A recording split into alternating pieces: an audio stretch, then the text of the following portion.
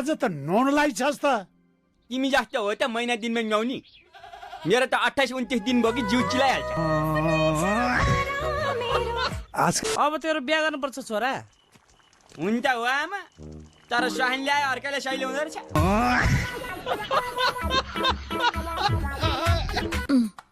यसपालि पनि SLC fail भयो हैन?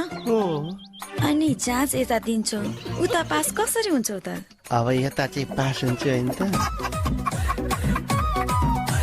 लुगा नापेर आएको कि आगो तापेर आएको? अनि पुष्पाजीले पुष्पाजीले के माथि चढ भन्नुभयो। के भनिस्?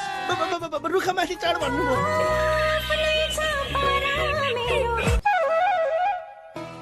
हुँदा हुँदा दिउँसै रक्सी चढाउन थाल्यो होइन अब? नाइट बस हो र राति मात्रै चढाउनलाई। उडाएर ल्याइस् कि के हो? गङ्गा हो र उडाएर ल्याउनलाई। मैले धर्रा र घण्टाघरको लभ परे फर्स्ट टाइम देखेला। तिमी जस्तो राम्रो केटी नै पाइँदैन। हाम्री आमा त स्याम्पल पिसै हो नि, कहाँ भेटेछन् कुनै हाम्रा बाले। त्यसको असर मलाई सोच परिरहेछ यहाँ।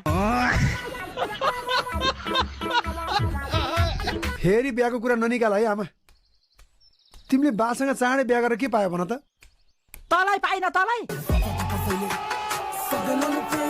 तिमीले हात दिनु सिकायौ, अब म यो ब्यानर कसरी च्यात्ने त्यो सिकाउँछु। एक्सक्युज मी, नेपालीमा भन, अंग्रेजी बुझ्दिन।